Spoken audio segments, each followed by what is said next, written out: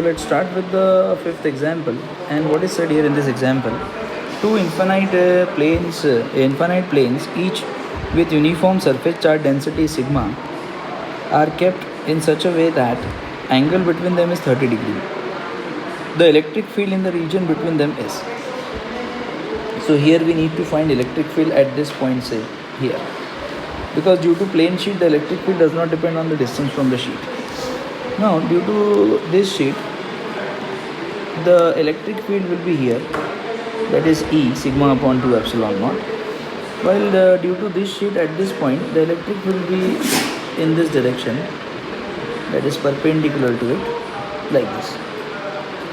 So as you can see, at point P there are two fields. One is in this direction and the other field is vertically upward direction.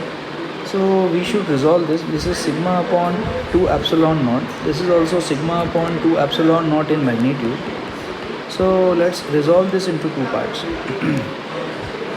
So if I resolve this into two parts, so if this is 30, then we should find what is the angle made by this field.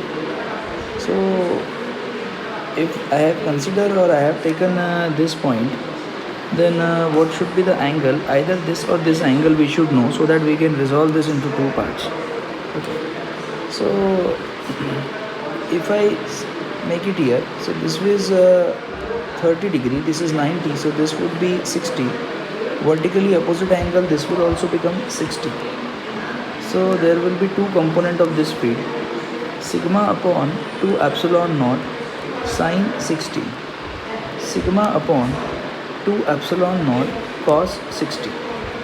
So here the net electric field at point P will be the vector addition of these two. So in the x direction it is negative sigma upon 2 epsilon naught cos 60 I cap, that is negative x axis, while in this direction along y direction it will be sigma upon 2 epsilon naught minus sigma upon 2 epsilon naught sine 60,